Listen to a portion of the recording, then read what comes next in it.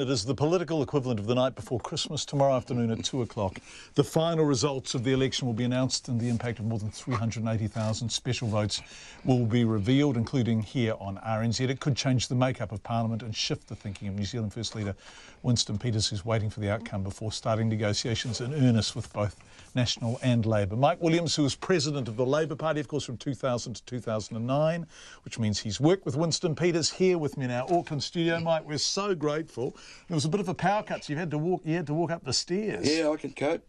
Greater love hath no man, thank you. And on the phone with us from Wellington, Staff Political Editor Tracy Watkins. Thank you for joining us on a Friday night, Tracy. You there?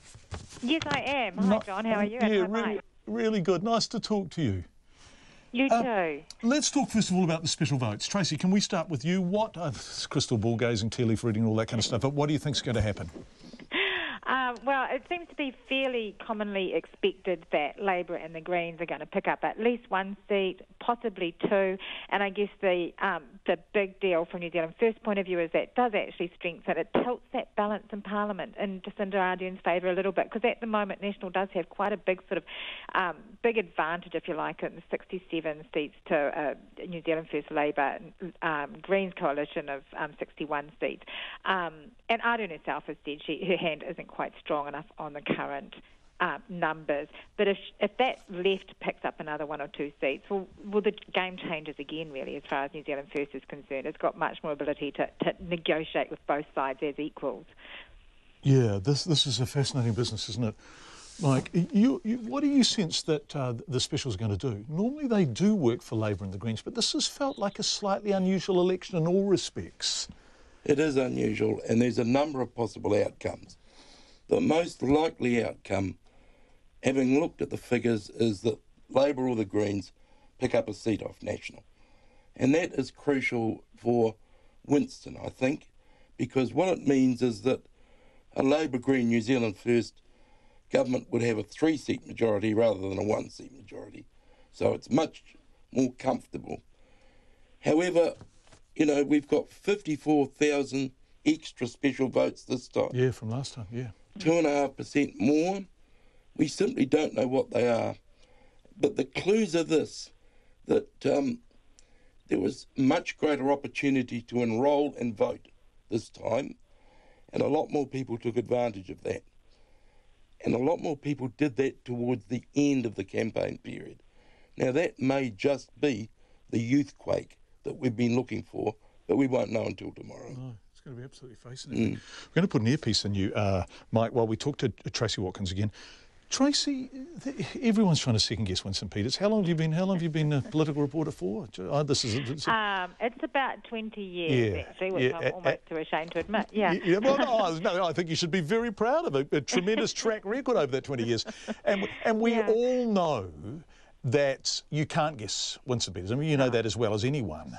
But the point you're making and the point Mike's making is that the Specials may be material in terms of giving him a majority, which means that you can't have one backbench MP going feral and pulling a whole government aside, right? And that is going to be important to him. And I think, you know, as I said, Jacinda Ardern herself has admitted that 1-seat buffer is probably not enough for comfort. And if you look at Winston's history, he is going to be worried about that. He will want to know that that whichever side he goes with does have a sound majority, and at the moment that would steer him towards National. But it also just strengthens his hand in the negotiations. Yeah, it does. If Labour can go into those negotiations much more of an equal with National, then things change again. So I think, you know, I absolutely accept the reasons why he's waited for those special votes to come in. The interesting thing for me is that he hasn't shifted his deadline of October 12th to stitch together a coalition. Is that too ambitious? Well, it's very ambitious if you look at the, you know, it's not a straightforward coalition agreement, not a straightforward thing like we've seen the last few elections with National and its minor party allies. This is quite different. And I've been trying to sort of figure out the way in which he might meet that schedule, because it is so tight. And I think, you know, really what we might be looking at is he turns up there and he just puts all the bottom lines on the table. Gosh, and says, here I am. And he, and says, here they are. You go away. You've got to October 12 to come back, and both of you can tell me, rather than sort of going through it policy by policy and bottom line by bottom line and back and forth, it's just all out there. And they both go away. Jacinda Ardern and Bill English go away, see which ones you can meet and which ones are a step too far. Because I can't really think of any other way that he can meet that deadline. Well, I think there is another possibility, Tracy. Well, Mike would know more than me, probably, Well, if you look, it could be that what he's aiming at is something similar to the arrangement he had with Helen Clark, rather than the agreement with Jim Bolger. And we should point out, Mike Williams, you were chairperson of the... Yeah, I was president of the Labour president Party. of the Labour Party at that time. Yeah, that was a very straightforward kind of arrangement. And so what was it? In other words, what was the formal understanding in straightforward terms between Helen Clark and Winston Peters? There wasn't much policy involved. No. There was the Super Gold card, Minister of Foreign Affairs, Minister of Racing, and support on confidence and supply. And funnily enough, there was mutual respect, because they're quite different personalities, but they sort of got along, didn't they? They got along very well, and Helen spoke glowingly of Winston in caucus. He was a very good Foreign Affairs Minister and very popular in the Pacific. Is that stuff material? In other words, is Winston Peters more likely to go with someone with whom he has a sound personal relationship, or is it not relevant at all?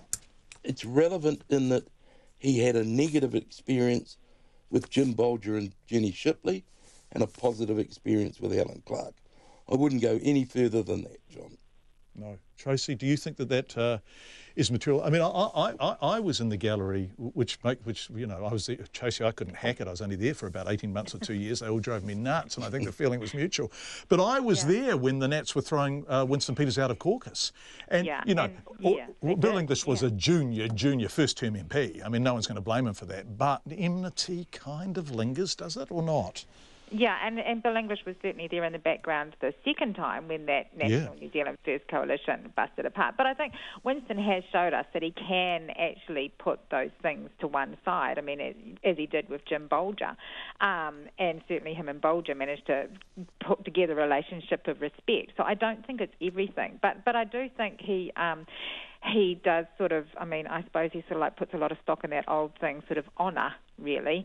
And I think, Mike's point about Helen Clark is a good one. She really did stick by him, even, when things went very bad at the end of that term in 2008. She defended him to the last. And so too did Michael Cullen over the whole privileges hearing matter to do with Owen Glenn. So I think he will certainly remember those things. Yeah, but interesting to see Michael Cullen, Sir Michael in there the other day, right? Well, absolutely. He was right in there, and that will be important.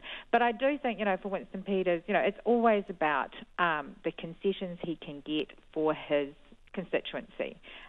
So he is going to want to have, we've seen with the Māori Party that didn't have a strong hand in its coalition with National and Labour. They didn't get as many concessions as voters in those Māori seats thought they should, and they've paid the price. They're gone. Now, Tracy, when you said that about the concessions he can get for his constituency, Mike Williams, you nodded. I mean, you really are in agreement with that. And sometimes the media can be a little bit cynical about the extent to which Winston plays for Winston. You are in agreement that it is concessions for his constituency that first and foremost will drive him. It's not legacy, it's not getting the portfolio he wants, it's not the baubles of power, it is something better and nobler than that. You really believe that? I do. I believe he's a man of his word and a man of honour. That is my experience of Winston Peters. Are you just saying that because you want your tribe to get him and get him to government? No. I talked to Winston 3 or 4 months ago. He did a Howard League literacy graduation at Napa Jail. I trust him. He will be looking for policy gains as he sees necessary for his constituency. That'll be it. And so some of the reporting, which he has vehemently objected to, the Utu stuff, the enmity between him and Stephen Joyce, have we, the Fourth Estate, been unfair on him? Well, he treats you with disrespect. Yeah. No, I don't think you have been. But I would focus on what he says about his policy. That's what is important to Winston. And Tracy, you obviously agree with that. That was the point you were making. I do, and I think the things we're going to see him really push hard on are things like some gold card concessions. Yep. I think on national side he's going to push really hard on that retirement age coming back down to 65, and I wouldn't mind betting that was sort of slipped in there to give themselves a card to take into the negotiations. To be honest, that's completely cynical of me, but I actually do think that's probably a possibility. On the Labor side, I think he'd want to push for that water tax to go. So I do think those are the things. I mean, it is going to be about shoring up his constituency. He's got to keep them happy. You know, New Zealand First is sort of, it's been in and out a few times. It's ebbed and flowed, and he knows that delivering to his constituency is the only way to survive. One final question, and for both of you. Tracy, we'll start with you and then we'll end with Mike, and that is, we haven't mentioned the Greens once. And if you think of groups of New Zealanders with not terribly much in common, and you're being glib and you're trying to do it very quickly, it's hard to think of two groups of New Zealanders with less in common than the Greens and the New Zealand First in terms of the kind of support base they have. Can they work together, Tracy, do you think? Well, Winston has not agreed to work with them previously. I mean, and Mike knows the history of that. But he did manage to sort of stick it out in a government that did actually have a relationship with the Green Party. Yeah. So can they work together? Look, I think so, but it's a question of who wields the most power in that relationship. It is definitely going to be New Zealand First, and as long as that's acknowledged and accepted, I think he can. But I think his big problem will be that it will be a three-way coalition. It will be one that is dependent on the Greens giving their support to keeping their side of the bargain with Labor, and I think that will worry him. Thank you, Tracy. One final question, Mike Williams. Who do you think he's going to go with? I don't know, but I'd point out that he actually chucked a big bone to the Greens this week with his forestry policy. He said he wanted to plant trees. That is core Green policy. Mike Williams, who was president of the Labor Party from 2000 to 2009 and has worked with Winston Peters in that regard and knows him well. And Tracy Watkins, who is Stuff's political editor. Thank you both so much for joining us on a Friday night. Really fascinating conversation. Enjoy yourself tomorrow, Tracy. It's going to be an amazing day. It is, and I'm assuming the negotiations will get started on Sunday, so it'll be all go. All go. Thanks John. Tracy. Really appreciate it.